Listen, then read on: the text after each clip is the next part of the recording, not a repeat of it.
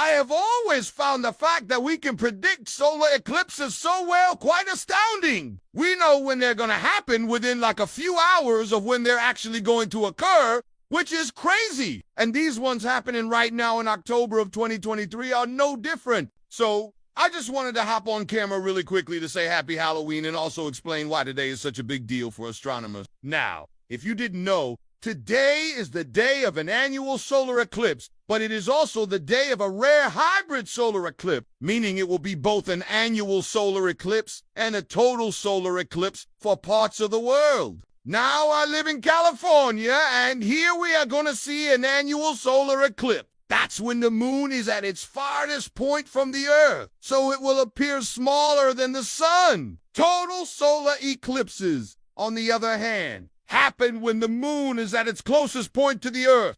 The moon and the Earth's orbit are misaligned by about 5 degrees. So sometimes the moon lines up perfectly in front of the sun. This one happens very rarely. In fact, it only happens twice a year. Once on the new moon and once on the full moon. And today is one of those days. So this eclipse is going to start off looking like this. You're going to have a partial eclipse where more and more of the moon is going to pass in front of the face of the sun until all of a sudden the moon lines up perfectly in front of it. And if you look right down the center, you'll see the tiny little sliver of light. This is called a diamond ring, and it lasts for a very short period of time. It could last for a couple seconds to maybe even a couple minutes, depending on how fast your moon is moving. After that, the eclipse will continue on. The moon will move further in front of the sun until it's completely dark, like nighttime out. There will be stars out. The temperature might drop 10, 15 degrees. You will feel a very cool breeze. And it will look like a full night sky with lots of stars and the Milky Way out. When it's happening, you should definitely not be looking at your phone because you won't believe what's going on around you. Looking at your phone's gonna make it look like it's a regular daytime. But outside, there'll be lots of animals that are normally nocturnal that are gonna come out. Birds will go back into their nests. Dogs will start barking. Lots of weird stuff's gonna happen. And then after about 2 minutes, the moon will start to pass behind the sun again. The temperature will rise back up, the light will return, the birds will start singing again, and everything will go back to normal. These are incredibly cool astronomical events. They only last a couple minutes. It's best to plan ahead and know where you're gonna watch them from. Don't drive around randomly trying to find one of these things. You can also check out NASA's website or YouTube channel to see lots of cool images and videos of them as well. I unfortunately cannot show you one of these because it would be showing the actual eclipse, which YouTube would not like me doing. And also, I don't have any plans to travel for this eclipse. I live in California, and we have some pretty amazing places to watch it, especially since this is an annular solar eclipse. Now, in case you didn't know, solar eclipses are different than lunar eclipses. Lunar eclipses happen when the Earth casts a shadow on the moon. These things happen several times a year. I think the next one coming up is actually in November. So the moon will turn a deep red color because it will be passing through the Earth's atmosphere. And because our atmosphere filters out all the blue light, you'll only have red and orange light left over, making the moon look a really cool reddish color. Solar eclipses are different. It's the moon casting its shadow on the Earth. If you want to learn more about these types of events, you can visit NASA's website or Wikipedia's page on hybrid solar eclipses.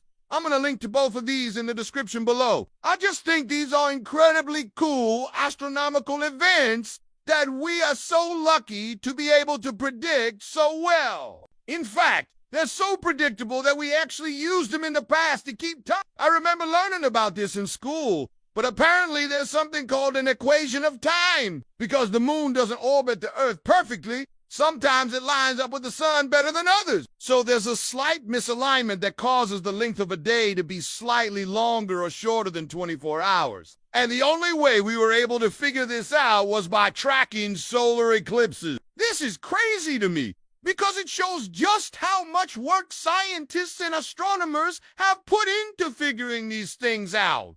Also, I've heard that the name of this particular eclipse is Kanya, which apparently means water in the Ashanti language of Ghana. I'm not sure how they come up with his name. I guess they give each eclipse a name depending on the country it affects the most. For example, the one that happened in April of 2024 was named Gu, which apparently means day in Sanskrit. Now, since this is happening on Halloween, I think that's kind of cool. I did some reading, and apparently people in Mexico celebrate the Day of the Dead around this time of year. So it's kind of cool that there's a solar eclipse happening during that. Again, I think that's incredibly cool. And finally, I wanted to bring up the fact that people have predicted solar eclipses thousands of years before we actually had a scientific way to understand what was happening. There are clay tablets from ancient Babylon dating back to around 700 BC that contain calculations of solar eclipses. There's also a carving at the Temple of Karnak in Egypt that appears to depict an annual solar eclipse. This is estimated to be from around 1200 BC, though there is some debate about that, and there are other cultures around the world that have depictions of these as well. The Chinese have kept detailed records of solar eclipses for more than 3,000 years, and every culture seemed to have its own explanation for what caused these. The Greek philosopher Thales of Miletus was one of the first people who correctly predicted a solar eclipse. He predicted one that occurred in 585 BC, which at the time was considered a miracle. This prediction gave him quite a bit of fame. It showed just how powerful science and understanding the universe can be. There are also many myths and legends surrounding solar eclipses. In some cultures, they were seen as a bad omen. In others, they were celebrated as a good sign. No matter what your beliefs may be, I think it's safe to say that they are a truly remarkable natural phenomena. Reminds us of the incredible power and beauty of our universe. I hope you all enjoyed my little rambling session here. I just wanted to talk about this because it's something I find super interesting. Also, I wanted to remind you all that if you enjoyed the video, hit that thumbs up button. If you really enjoyed it, consider becoming a member. That helps me out a ton. If you want to keep watching, the next video I'd recommend is where I talked about all the upcoming meteor showers for the rest of the year. So much fun. So much fun. I'll see you in the next one. Goodbye.